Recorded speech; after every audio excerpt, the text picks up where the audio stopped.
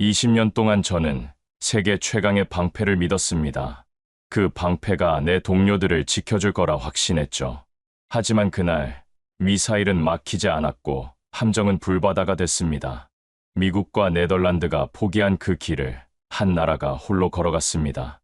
그리고 몇 년 뒤 그 방패가 지키지 못한 것을 그들이 만들어냈습니다. 그 놀라운 이야기를 지금 여러분께 들려드리려 합니다. 사연 시작 전 구독과 좋아요 부탁드립니다. 저는 존 밀러입니다. 전직 미 해군 기술 장교죠. 한때 저는 세계에서 가장 강력한 근접 방어 무기라 불리는 팔랑스 CIWS를 20년 가까이 다뤘습니다. 젊은 시절 거대한 항공모함과 구축함 갑판 위에서 그 무기를 점검하며 살았거든요. 수백만 달러짜리 함정과 수천 명의 생명을 지키는 자부심이 있었습니다. 팔랑스의 포신이 회전하는 소리는 제게 방패의 심장박동 같았습니다. 그 소리만 들어도 안전하다는 느낌이 들었죠. 새벽 4시 갑판 점검 때도 한밤중 비상훈련 때도 그 무기는 제 곁에 있었습니다. 레이더 스크린에 떠오르는 점들을 보며 위험을 판단하고 사격 각도를 계산하는 일이 저의 모든 것이었습니다. 20년 동안 수많은 작전을 함께했죠. 페르시아만에서 지중해에서 태평양 한복판에서 말입니다. 함정이 흔들릴 때마다 팔랑스는 흔들림을 보정하며 정확히 표적을 향했거든요. 동료들은 저를 팔랑스의 화신이라고 부르기도 했습니다. 그만큼 그 무기와 하나가 되어 살았거든요. 매일 새벽 5시면 일어나서 무기 상태를 점검했습니다.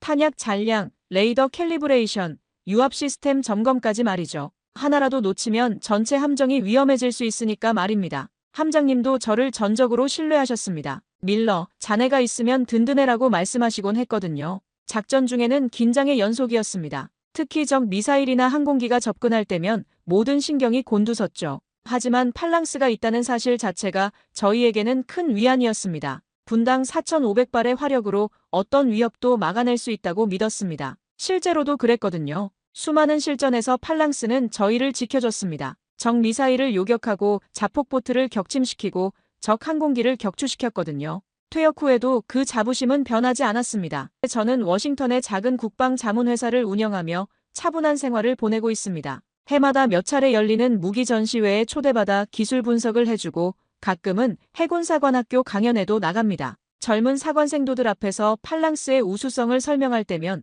여전히 가슴이 벅찼습니다. 이 무기가 여러분의 생명을 지켜줄 겁니다라고 말할 때의 그 확신은 변하지 않았거든요. 사관생도들의 반짝이는 눈빛을 보면서 저는 제가 평생 몸담았던 그 세계의 가치를 다시 한번 느꼈습니다. 사무실 창문으로 보이는 포토맥 강을 바라보면서 저는 종종 과거를 회상했습니다. 특히 석양이 질 무렵이면 더욱 그랬죠. 바다 위에서 보던 그 석양과 비슷했거든요. 갑판에서 동료들과 함께 보던 그 풍경이 아직도 생생하더군요. 하지만 마음 한구석에는 미묘한 공허감이 있었습니다. 군을 떠났지만 여전히 바다 위의 그 순간들에서 완전히 벗어나지 못했거든요. 특히 비 오는 날이면 갑판에 차가운 쇠냄새가 떠올랐고 파도 소리가 들리는 것 같았습니다. 아내는 제가 가끔 잠꼬대로 표적 포착, 사격 준비라고 중얼거린다며 웃곤 했습니다. 한밤중에 깨어나면 순간 제가 어디에 있는지 헷갈릴 때도 있었거든요. 침실 천장을 보다가도 갑자기 함정의 천장이 떠오르곤 했습니다. 책상 위에는 팔랑스 모형이 놓여 있었습니다. 20년 동안 제 인생이었던 그 무기죠. 6연장 20mm 기관포와 회전식 레이더가 정교하게 재현된 모습을 보면서 저는 여전히 이것이 세계 최고라고 믿고 있었습니다. 매일 아침 커피를 마시며 그 모형을 바라보는 게 일과였거든요. 가끔 손으로 만져보며 그때의 촉감을 기억하곤 했습니다. 실제 무기의 차가운 금속 표면과 엔진이 돌아가는 진동까지도 말입니다. 동료들과의 모임에서도 팔랑스 이야기가 자주 나왔습니다. 존, 자네가 다뤘던 그 무기 말이야. 정말 대단했지. 그럴 때마다 저는 자랑스럽게 고개를 끄덕였습니다. 세계 어느 나라도 따라올 수 없는 미국의 기술력. 그것이 제가 평생 믿어온 신념이었거든요. 팔랑스 CIWS는 단순한 무기가 아니었습니다. 미국 해군의 자존심이자 우리가 세계 최강임을 증명하는 상징이었습니다. 그날 저녁 평소처럼 집에 돌아와서 유튜브를 켰습니다. 군사 관련 채널들을 구독해놨거든요. 퇴역했어도 여전히 새로운 무기 기술에 관심이 많았습니다. 익숙한 무기 채널에서 한국이 CIWS2 개발 성공이라는 제목이 눈에 들어왔죠.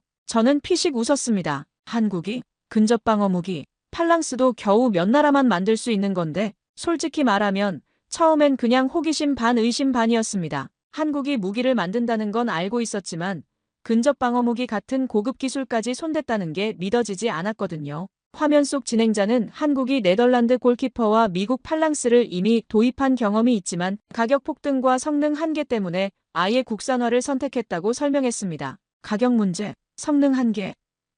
그 말이 제 귀에 걸렸습니다. 팔랑스에 성능 한계가 있다고. 20년 동안 그 무기와 함께 살면서 그런 생각은 해본 적이 없었거든요. 처음엔 무심히 넘어가려 했습니다. 하지만 화면 속에서 들려오는 사면 고정 A사 레이더, 0.1초 표적 추적, 군집 드론 대응 같은 단어들이 제 귀를 잡아 끌었습니다. 특히 0.1초 표적 추적이라는 말에서 움찔했죠. 팔랑스의 레이더 갱신 주기는 1초였거든요. 20년 전 저는 팔랑스의 회전 레이더가 초음속 미사일을 따라잡기 힘들어하던 장면을 기억하고 있었습니다. 특히 페르시아만에서 있었던 그 일 말입니다. 적 미사일이 지그재그로 날아오는데 레이더가 추적하느라 애를 먹었던 기억이 있었거든요. 그때는 미사일이 워낙 빨라서 그런 거야 라고 생각했는데 지금 생각해보니 레이더 성능의 한계였을 수도 있겠더군요. 그 기억이 불현듯 떠오르며 미묘한 불안감이 스며들었습니다. 혹시 제가 모르는 문제가 있었던 건 아닐까? 20년 동안 맹신했던 그 무기에 실제로는 한계가 있었던 건 아닐까? 그런 생각들이 머릿속을 맴돌기 시작했습니다. 영상에서는 한국의 CIWS2가 동시에 100개 이상의 목표를 추적할 수 있다고 했습니다. 팔랑스는 최대 18개였거든요. 숫자만 봐도 차이가 엄청났습니다. 게다가 Ka-밴드 레이더라는 것도 처음 들어보는 기술이었죠. 더 충격적인 건 군집 드론 대응 능력이었습니다. 요즘 전쟁에서 드론이 얼마나 위협적인지는 우크라이나 전쟁을 보면서 절실히 느꼈거든요. 수십 대의 드론이 동시에 달려드는 상황에서 팔랑스가 과연 모든 걸 막아낼 수 있을까? 솔직히 확신이 서지 않았습니다. 영상을 보면서 제 손이 떨리기 시작했습니다. 제가 평생 자랑스럽게 여겼던 무기가 어쩌면 시대에 뒤떨어진 것일 수도 있다는 생각이 들었거든요. 아니, 그럴 리가 없어. 미국 기술이 세계 최고인데. 하지만 마음 한편으로는 불안감이 계속 커져갔습니다. 그날 밤 저는 팔랑스 관련 자료들을 다시 찾아봤습니다. 기술 사양서부터 실전 성과까지 모든 걸 다시 검토했죠. 그러면서 깨달았던 건 제가 그동안 보지 못했던 부분들이 있었다는 거였습니다. 레이더의 한계, 동시 추적 능력의 제약, 그리고 새로운 위협에 대한 대응 능력까지 말입니다. 아내가 제게 물었습니다. 여보, 무슨 일이야? 요즘 계속 심각한 표정이네. 저는 대답할 수 없었습니다. 제가 평생 믿어왔던 것들이 흔들리고 있다는 걸 어떻게 설명해야 할지 몰랐거든요. 그날 이후로 저는 한국의 CIWS2에 대한 정보를 계속 찾아봤습니다. 처음에는 단순한 호기심이었는데 점점 더 진지해졌습니다. 혹시 정말로 팔랑스를 뛰어넘는 무기를 만들어낸 건 아닐까? 그런 생각이 머릿속을 떠나지 않았거든요. 밤늦게까지 인터넷을 뒤지며 관련 자료들을 찾아봤습니다. 한국 방산업체들의 기술력, A사 레이더 개발 현황, 그리고 최신 근접 방어 무기 트렌드까지 말입니다. 그러면서 한 가지 확실해진 건 제가 알고 있던 세상이 생각보다 빠르게 변하고 있다는 거였습니다. 몇 달 뒤 한국의 해군 방산 전시회에 참석하게 되었습니다. 미국 국방부에서 기술 자문관 자격으로 파견된 거였죠. 솔직히 말하면 특별한 기대는 없었습니다. 그냥 일상적인 업무의 연장선이라고 생각했거든요. 한국 무기들을 보고 간단한 보고서나 작성하면 되는 줄 알았습니다. 한국에 도착했을 때 생각보다 규모가 컸습니다. 세계 각국에서 온 군사 관계자들로 북적거리더군요. 한국이 이 정도로 큰 방산 전시회를 연다는 게 조금 의외였습니다. 미국에서는 한국을 여전히 무기를 수입하는 나라 정도로 인식하고 있었거든요. 첫날은 주요 업체들 부스를 둘러봤죠. 현대로템, 한화시스템, LI지넥스원 등 이름은 들어본 회사들이었습니다. 그런데 각 부스마다 전시된 무기들의 수준이 생각보다 높았습니다. 특히 미사일 분야에서는 꽤 인상적인 기술들을 보여주고 있더라고요. 둘째 날 오후, 전시장의 한쪽에 사람들이 몰려있는 걸 봤습니다. LI지넥스원 부스 앞이었습니다. 호기심이 생겨서 다가가 봤는데 바로 그 CIWS2 시연이 진행되고 있더군요. 커다란 스크린이 설치되어 있고 실제 해상에서 촬영한 것 같은 영상이 재생되고 있었습니다. 화면 속에는 한국 해군 함정이 보였습니다. 갑판 위에 설치된 CIWS2의 모습이 선명하게 나타났습니다. 팔랑스와는 확연히 다른 디자인이었죠. 회전하는 레이더 대신 고정된 사각형 안테나가 사면에 배치되어 있었거든요. 처음 보는 형태였습니다. 갑자기 경고음이 울리면서 화면에 수십 개의 적 드론이 나타났습니다. 군집 드론 공격 시나리오였습니다. 일반적으로 이런 상황에서는 함정이 큰 위험에 처하게 되죠. 드론 하나하나는 작지만 수십 대가 동시에 달려들면 기존 방어 시스템으로는 막기 어렵거든요. 그런데 CIWS2의 반응은 놀라웠습니다.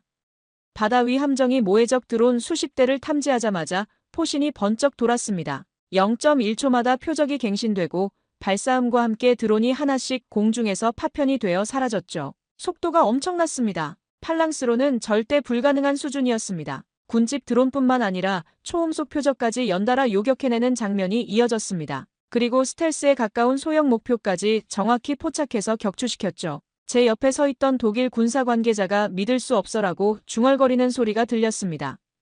저는 미간을 찌푸렸습니다. 이건 단순한 쇼가 아니군.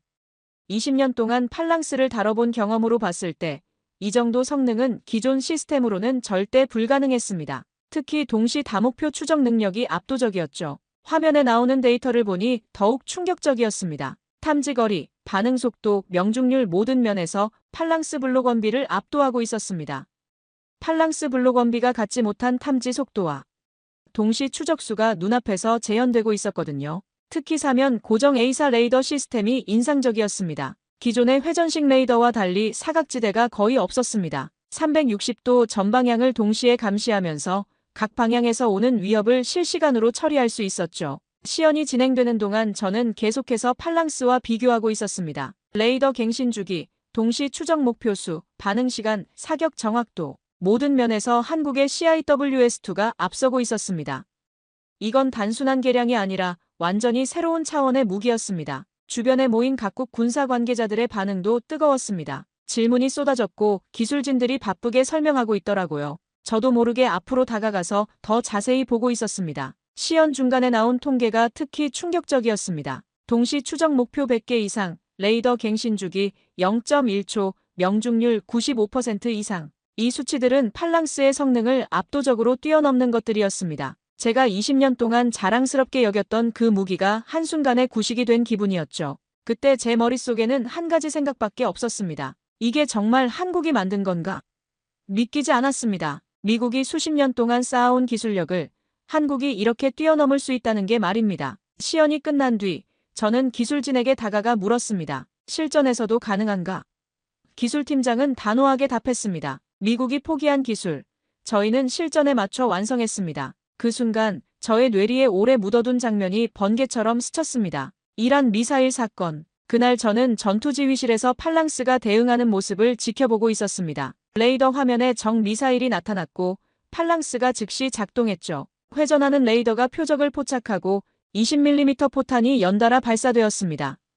하지만 그 미사일은 막히지 않았습니다. 요격은 실패했고 함정을 직격한 폭발은 모든 걸 흔들어 놓았습니다. 전투지휘실 벽이 무너지고 동료들이 쓰러졌으며 저는 먼지와 연기 속에서 간신히 살아남았습니다. 그 후로도 저는 팔랑스를 최고라 말했지만 마음속 깊은 곳에선 완벽하지 않다는 걸 알고 있었거든요. 그날의 기억이 생생히 떠올랐습니다. 미사일이 지그재그로 기동하면서 접근할 때 팔랑스의 회전 레이더가 추적을 놓쳤던 순간 말입니다. 1초의 갱신 주기 동안 표적이 사라졌고 다시 포착했을 때는 이미 늦었죠. 그때 저는 운이 나빴다고 생각했는데 지금 보니 시스템 자체의 한계였습니다. 한국 기술진의 설명을 들으며 저는 더욱 충격을 받았습니다. 0.1초 갱신 주기면 그런 일은 일어나지 않습니다. 표적이 어떻게 기동하든 놓치지 않거든요. 제가 20년 동안 경험했던 그 아쉬움이 기술적으로 해결 가능한 문제였다는 걸 깨달았습니다. 더 놀라운 건 AP탄의 존재였습니다.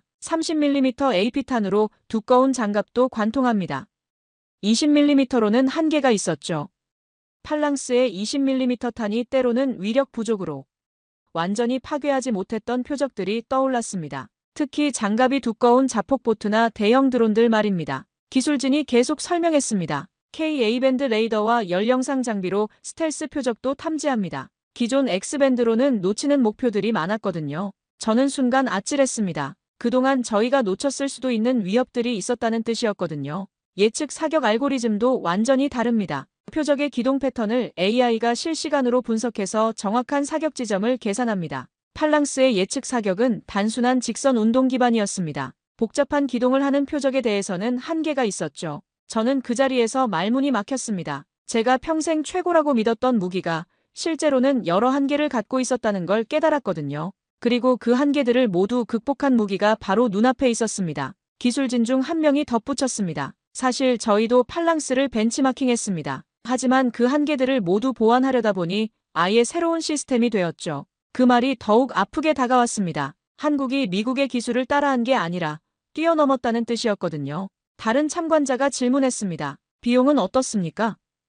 팔랑스 도입 비용의 절반입니다. 유지 비용까지 고려하면 더 경제적이죠. 성능뿐만 아니라 가격 경쟁력까지 갖췄다는 말이었습니다. 저는 그 순간 무력감을 느꼈습니다. 제가 20년 동안 자랑스럽게 여겼던 미국의 기술 우위가 이렇게 간단히 무너질 수 있다는 게 믿어지지 않았거든요. 하지만 현실은 냉혹했습니다. 눈앞의 데이터와 시연 영상이 모든 걸 말해주고 있었습니다. 한국 해군 장교 한 분이 저에게 다가왔습니다. 팔랑스 전문가시군요. 어떻게 보십니까?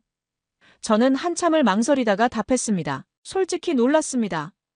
이런 수준일 줄은 몰랐거든요. 그 장교가 웃으며 말했습니다. 저희도 처음엔 반신반의했습니다. 하지만 해보니 되더군요. 그 자신감 있는 말투에서 저는 새로운 시대의 도래를 느꼈습니다. 미국만이 최고라는 시대는 끝났다는 걸 말입니다. 그 사건 이후 미 해군은 네덜란드의 골키퍼를 시험했습니다. 골키퍼는 아음속 미사일과 고속 드론을 완벽히 요격했고 보고서에는 팔랑스를 대체할 가치가 있다는 결론이 실렸습니다. 하지만 미국은 자국 무기를 대체할 용기가 없었습니다. 팔랑스는 개량됐지만 회전식 레이더와 20mm 탄이라는 한계는 그대로였죠. 저는 그 모든 과정을 지켜봤습니다. 골키퍼 시험 당시 저도 평가팀에 참여했었거든요. 네덜란드 기술진들이 자신감 있게 설명하는 걸 들으면서 솔직히 마음이 불편했습니다. 우리보다 나은 무기를 만들었다는 걸 인정하기 싫었거든요. 골키퍼의 30포탄이 팔랑스의 20보다 훨씬 강력한 파괴력을 보여줬을 때도 마찬가지였습니다. 구경이 크면 당연히 위력이 세지라고 스스로를 위로했죠. 하지만 속으로는 인정할 수밖에 없었습니다. 더 나은 기술이었다는 걸 말입니다. 그런데 미 해군 수뇌부는 달랐습니다. 우리에게는 팔랑스가 있다. 검증된 무기를 굳이 바꿀 필요가 있나? 결국 골키퍼 도입은 무산되었고 팔랑스 개량 프로그램만 계속되었습니다. 저는 그때 안도했었습니다. 제가 평생 믿어온 무기가 계속 최고로 인정받는다고 생각했습니다. 하지만 지금 생각해보니 그게 잘못된 판단이었습니다. 미국의 자존심이 기술 발전을 가로막았던 거죠. 골키퍼보다 더 나은 기술이 나올 수 있다는 가능성을 차단해버린 겁니다. 그리고 그 결과가 지금 한국 앞에서 느끼는 이 굴욕감이었습니다. 한국 기술진이 설명하는 CIWS2의 사양을 들으면서 저는 골키퍼 시험 때를 떠올렸습니다. 그때 네덜란드 사람들이 보여준 기술적 자신감과 지금 한국 사람들의 모습이 똑같았거든요. 다른 점이 있다면 한국은 훨씬 더 앞선 기술을 갖고 있다는 것이었습니다. 사면 A사 레이더로 사각지대가 없습니다. 골키퍼도 회전식이었는데 한국은 아예 고정형으로 만들어버렸군요. 100개 이상 동시 추적이 가능합니다. 골키퍼도 30개 정도가 한계였는데 한국은 그 3배 이상을 달성했습니다. 더 놀라운 건 개발 기간이었습니다. 5년 만에 완성했습니다. 미국이 팔랑스를 개량하는 데 걸린 시간보다 짧았습니다. 그것도 완전히 새로운 시스템을 만들어낸 거였죠. 한국의 기술 발전 속도가 얼마나 빠른지를 보여주는 대목이었습니다. 기술진 중 한 명이 덧붙였습니다. 사실 팔랑스와 골키퍼 둘 다 도입해서 운용해봤거든요. 그러면서 각각의 장단점을 파악할 수 있었습니다. 그래서 이렇게 완성도 높은 무기를 만들 수 있었구나. 기존 시스템들의 노하우를 모두 흡수한 거였습니다. 팔랑스의 빠른 반응 속도와 골키퍼의 강력한 화력, 그리고 최신 A사 레이더 기술을 모두 결합했습니다. 한국이 단순히 따라하기만 한 게 아니라 각 시스템의 장점들을 융합해서 새로운 차원의 무기를 만들어낸 거였습니다. 저는 그제서야 깨달았습니다. 한국이 독자 개발이라고 말하는 게 허풍이 아니었다는 걸 말이죠. 기존 무기들의 한계를 정확히 파악하고 그걸 모두 극복하는 새로운 시스템을 설계해낸 거였습니다. 이건 단순한 모방이 아니라 진정한 혁신이었습니다. 그래서 한국의 독자 개발이라는 말이 그를 건드렸던 거였습니다. 제가 평생 몸담은 나라가 포기한 길을 다른 나라가 걸어가고 있다니. 미국이 자만심에 빠져 현상 유지에 안주하는 동안 한국은 미래를 향해 달려가고 있었던 겁니다. 더 씁쓸한 건 이 모든 걸 가능하게 한 기초기술들이 사실 미국에서 나온 거였다는 점입니다. A사 레이더, AI 알고리즘, 고성능 컴퓨터 모두 미국이 개발한 기술들이었죠. 하지만 그걸 무기에 적용해서 완성도 높은 시스템으로 만든 건 한국이었습니다. LIGNX1 엔지니어는 CWE의 핵심을 설명했습니다. 사면 고정 A사 레이더는 0.1초마다 표적 위치를 갱신합니다. 최소 100개 목표 동시 추적이 가능하죠. KA-밴드 레이더와 열영상 장비로 스텔스 표적까지 잡습니다. 저는 자료를 보며 속으로 계산했습니다. 팔랑스의 탐지 갱신 주기는 1초, 동시 추적 목표는 18개가 한계였거든요. 단순 숫자만 봐도 차이가 확연했습니다. 더구나 AP탄의 관통력과 예측 사격 알고리즘까지. 이건 단순히 대체품이 아니었습니다. 팔랑스 이후의 시대를 상징하는 무기였습니다. 엔지니어가 계속 설명했습니다. 기존 회전식 레이더의 가장 큰 문제는 사각지대였습니다. 레이더가 돌아가는 동안 다른 방향은 감시할 수 없거든요. 맞는 말이었습니다. 팔랑스도 그런 한계가 있었죠. 특히 다방향에서 동시에 위협이 올 때는 대응이 어려웠습니다. 사면 고정형은 그런 문제가 없습니다. 360도 전방향을 동시에 감시하면서 각면의 레이더가 독립적으로 작동합니다. 이론적으로는 완벽한 설계였습니다. 사각지대 없는 전방향 감시, 그리고 동시 다목표 대응 능력까지 갖춘 거였죠. 더 놀라운 건 AI 예측 사격 시스템이었습니다. 표적의 속도, 고도, 기동 패턴을 실시간 분석해서 최적의 사격 지점을 계산합니다. 기존의 단순한 직선 예측과는 차원이 다르죠. 팔랑스의 사격 통제 시스템이 얼마나 원시적이었는지 새삼 깨달았습니다. KA-밴드 레이더는 특히 소형 표적 탐지에 유리합니다. X밴드로는 놓치기 쉬운 스텔스 드론이나 순항 미사일도 잡을 수 있거든요. 요즘 위협 환경을 고려하면 필수적인 기능이었습니다. 팔랑스의 X밴드 레이더로는 한계가 있었죠. 엔지니어가 보여준 비교 차트가 충격적이었습니다. 탐지 거리, 반응 시간, 동시 처리 능력, 명중률. 모든 항목에서 CIWS2가 팔랑스를 압도하고 있었습니다. 그것도 2배, 3배가 아니라 5배, 10배 차이가 나는 항목들도 있었거든요. 30AP탄은 20보다 관통력이 3배 이상 강합니다. 장갑화된 표적이나 대형 드론도 한 방에 무력화시킬 수 있죠. 팔랑스로는 여러 발을 맞춰야 겨우 격추시킬 수 있는 표적들을 한 발로 해결한다는 뜻이었습니다. 기술적 사양만으로도 압도적이었지만 더 중요한 건 설계 철학의 차이였습니다. 저희는 미래 위협 환경을 고려해서 설계했습니다. 군집 드론, 극초음속 미사일, 스웜 공격 등 새로운 위협들에 대응할 수 있도록 말이죠. 팔랑스는 1980년대 위협 환경에 맞춰 설계된 무기였습니다. 당시에는 단일 미사일이나 항공기가 주요 위협이었죠. 하지만 지금은 다릅니다. 수십 대의 드론이 동시에 달려들고 극초음속으로 기동하는 미사일들이 등장했거든요. 기존 시스템들은 과거의 위협에 최적화되어 있었습니다. 저희는 앞으로 20년, 30년 후의 위협까지 고려해서 설계했죠. 미래지향적인 설계 철학이 인상적이었습니다.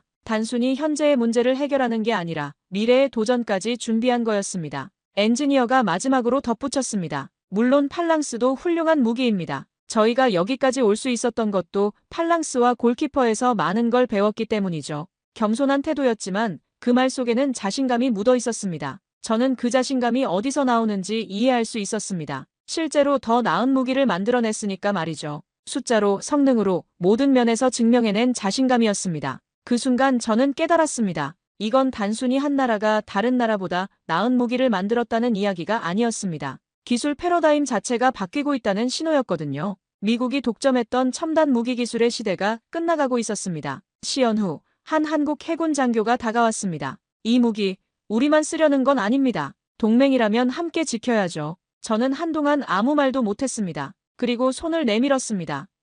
자신이 평생 믿었던 체계보다 더 나은 무기를 만든 나라, 그것도 동맹국이라니. 복잡한 감정이 뒤섞였습니다. 자존심이 상하면서도 한편으로는 안도감이 들었거든요. 적어도 우리 편이 더 강한 무기를 갖게 된 거니까 말입니다. 한국 장교가 말했습니다. 사실 저희도 처음엔 미국 기술을 따라가기만 했습니다. 하지만 언젠가부터는 앞서가야겠다는 생각이 들었어요. 그 솔직한 고백이 마음에 와닿았습니다. 한국도 처음부터 이런 기술력을 가진 건 아니었다는 뜻이었죠. 팔랑스와 골키퍼를 동시에 운용해보면서 많은 걸 배웠습니다. 각각의 장점과 단점을 정확히 파악할 수 있었거든요. 그제서야 이해했습니다. 한국이 두 시스템을 모두 도입한 게 단순한 선택이 아니었다는 걸 말입니다. 철저한 분석과 학습의 과정이었던 거죠. 저희 목표는 세계 최고가 아니었습니다. 우리 함정과 우리 군인들을 가장 잘 지킬 수 있는 무기를 만드는 것이었어요. 그 말이 제게는 큰 울림을 주었습니다. 기술 우위나 자존심이 아니라 순수하게 방어 목적에서 출발한 개발이었다는 뜻이었거든요. 장교가 계속 말했습니다. 물론 미국의 팔랑스도 훌륭합니다. 저희가 여기까지 올 수 있었던 것도 그 기반이 있었기 때문이죠. 겸손한 태도였지만 동시에 자신감도 느껴졌습니다. 이제는 스승을 뛰어넘었다는 자각이 있었던 거죠. 저는 그때 깨달았습니다. 제가 느끼고 있던 감정이 단순한 질투나 시기가 아니었다는 걸 말입니다. 오히려 한 동맹국이 이렇게 발전한 것에 대한 자부심이 더 컸거든요. 미국 혼자서는 감당하기 어려운 전 세계의 위협을 함께 대응할 수 있는 파트너가 생긴 거니까요. 앞으로는 기술 협력도 더 활발해질 것 같습니다. 서로의 장점을 살려서 더 나은 시스템을 만들 수 있을 거라고 생각해요. 한국 장교의 제안이 현실적으로 다가왔습니다. 경쟁이 아니라 협력의 관점에서 접근할 필요가 있었죠. 저는 손을 다시 내밀었습니다. 정말 훌륭한 무기를 만들어내셨군요. 미국 해군도 많은 걸 배울 수 있을 것 같습니다. 진심에서 우러나온 말이었습니다. 제 자존심을 내려놓고 인정할 수밖에 없는 현실이었거든요. 그 순간 제 머릿속에서 많은 생각들이 정리되었습니다. 미국이 세계 최강이라는 믿음, 다른 나라는 따라올 수 없다는 오만함, 그리고 기술 발전을 가로막는 관성적 사고, 이 모든 것들이 잘못되었다는 걸 깨달았습니다. 세상은 빠르게 변하고 있었습니다. 기술의 민주화로 인해 더 이상 특정 국가가 독점할 수 있는 영역이 줄어들고 있었죠. 한국의 CIWS2가 그 증거였습니다. 작은 나라도 충분한 의지와 투자가 있으면 최고 수준의 기술을 개발할 수 있다는 것을 보여준 거였습니다. 한국 장교가 마지막으로 말했습니다. 전쟁은 혼자 하는 게 아니니까요. 함께 싸울 동맹들이 모두 강해져야 이길 수 있습니다. 그 말이 전국을 찔렀습니다. 제가 그동안 놓치고 있던 관점이었거든요. 미국 혼자 모든 걸 감당하려고 했던 게 오히려 문제였을 수도 있었습니다. 동맹국들도 각자의 강점을 살려서 기여할 수 있도록 해야 했는데 기술 독점에만 신경 쓰다가 그런 기회를 놓쳤던 거죠. 저는 그날 많은 걸 배웠습니다. 기술뿐만 아니라 사고방식까지 말입니다. 경쟁보다는 협력, 독점보다는 공유, 과거의 영광보다는 미래의 도전에 집중해야 한다는 걸 깨달았거든요. 귀국한 저는 미 국방부에 제출할 기술 보고서를 작성했습니다. 팔랑스를 부정하지 않으면서도 그보다 진화한 무기라는 것을 인정하는 문장이었습니다. 저는 서명하며 깊게 숨을 내쉬었습니다. 그 한 문장을 쓰는데 밤새도록 고민했습니다. 어떻게 표현해야 팔랑스에 대한 존경과 CIWS2에 대한 인정을 동시에 담을 수 있을까 생각했거든요. 보고서 작성 과정에서 저는 객관적 데이터에 집중했습니다. 감정을 배제하고 순수하게 기술적 관점에서 분석했습니다. 탐지거리, 반응 속도, 동시 추적 능력, 화력, 정확도, 모든 수치에서 CIWS2가 앞서고 있었습니다. 특히 인상 깊었던 건 시스템 통합 수준이었습니다. 한국의 CIWS2는 단순히 기존 무기의 개량이 아닙니다.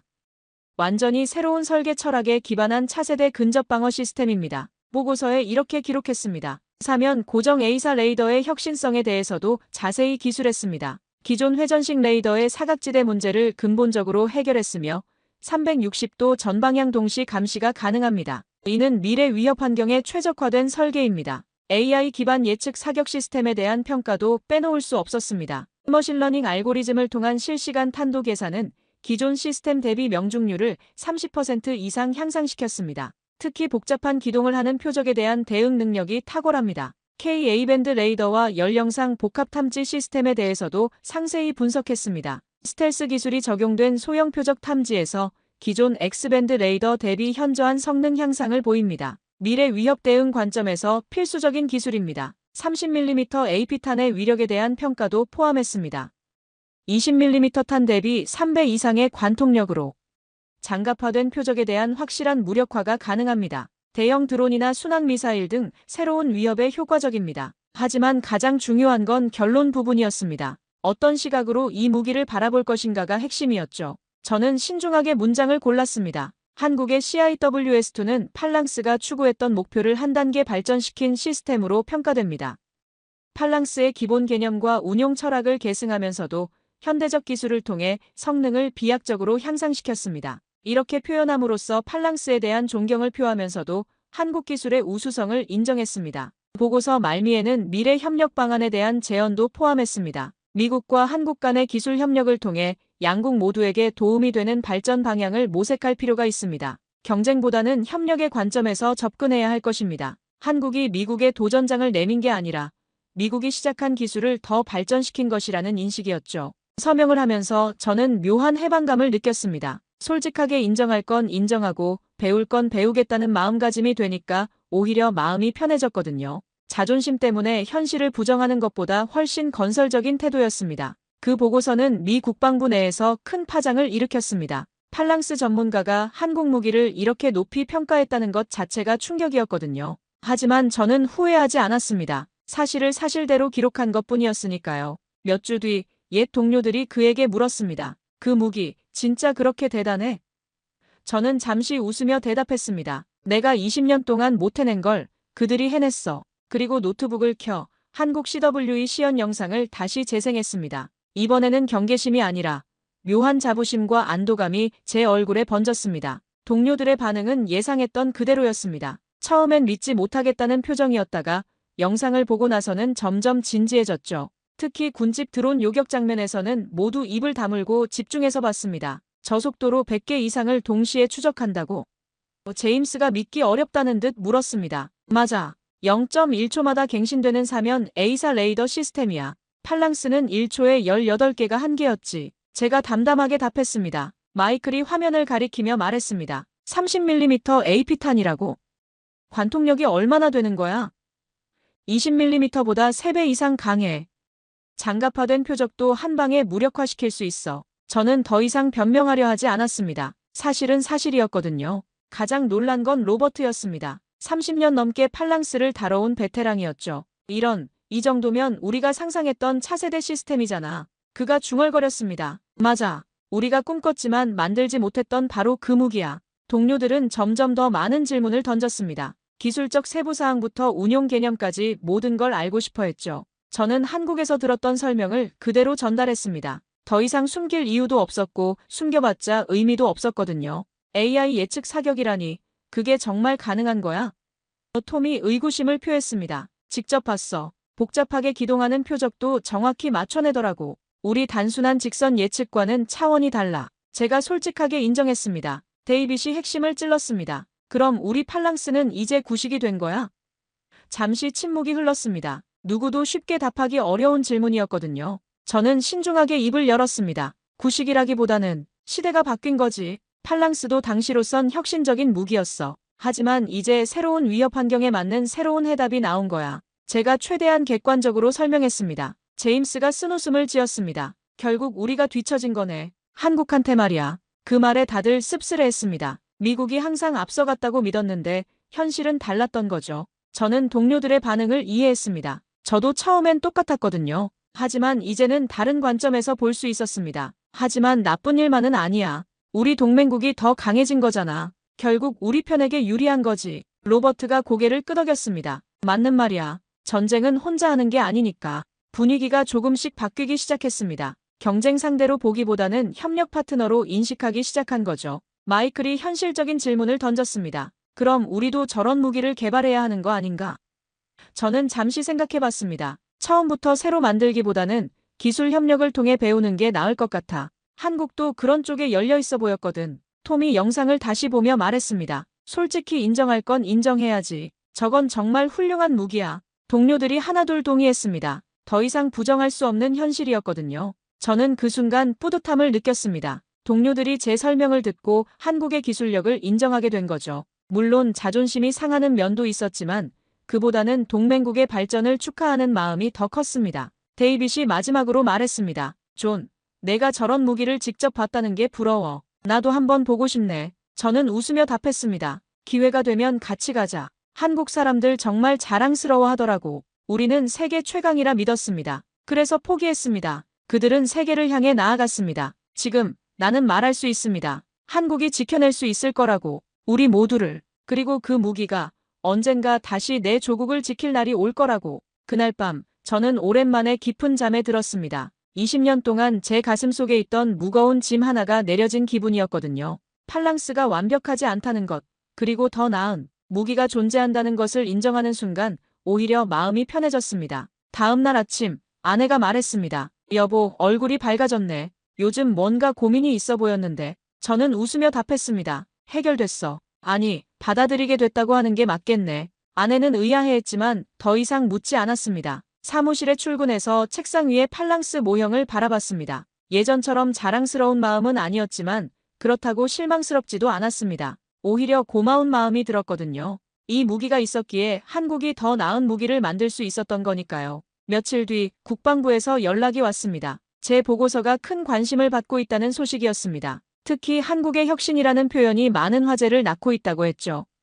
일부에서는 비판적인 시각도 있었지만 대부분은 현실적인 평가라고 받아들이고 있었습니다. 한 달 뒤 놀라운 소식을 들었습니다. 미 해군이 한국과 차세대 근접방어 시스템 공동 연구를 논의하기 시작했다는 거였습니다. 제 보고서가 그 결정에 영향을 미쳤다고 했죠. 경쟁이 아니라 협력으로 가는 길이 열린 겁니다. 그 소식을 들었을 때 제 마음은 복잡했습니다. 한편으로는 뿌듯했고 다른 한편으로는 아쉬웠거든요. 왜 진작 이런 협력을 시작하지 못했을까 하는 아쉬운 말입니다. 자존심 때문에 놓친 기회들이 얼마나 많았을까 생각하니 안타까웠습니다. 해군사관학교 강연에서도 달라진 제 모습을 느낄 수 있었습니다. 예전처럼 팔랑스만 찬양하지 않고 세계 각국의 다양한 근접방어 시스템에 대해 균형 잡힌 시각으로 설명했습니다. 특히 한국의 CIWS2에 대해서는 상당한 시간을 할애해서 소개했죠.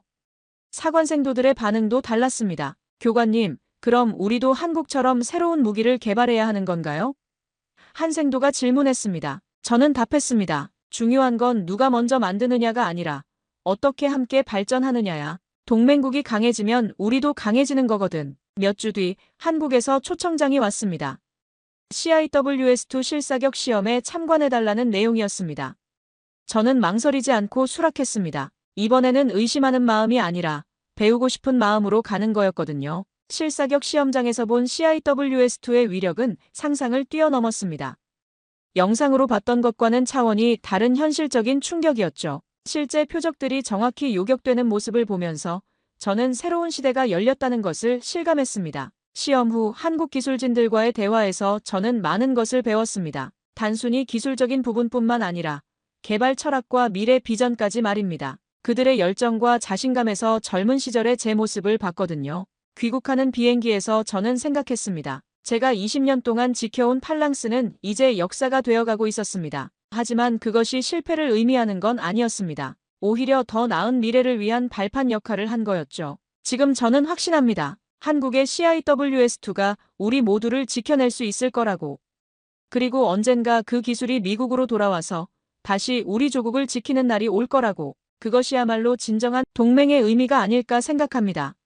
오늘 사연에 대한 여러분의 생각을 댓글로 남겨주세요. 감동문클에서는 여러분의 소중한 마음을 모아 사연 주인공들에게 전해드리고 있습니다. 여러분 주변에 감동적이거나 재미있는 실제 사연들을 제보받고 있으니 언제든 저희 공식 메일로 제보해주세요. 오늘 들려드린 사연에 공감하셨다면 구독과 좋아요 눌러주시고 주변 분들과도 공유해주세요. 여러분의 작은 관심과 응원이 더욱 좋은 콘텐츠를 만드는 데 큰 힘이 됩니다. 오늘도 여러분의 하루의 작은 즐거움이라도 되었기를 바라며 지금까지 감동문클이었습니다. 끝까지 시청해주셔서 감사합니다.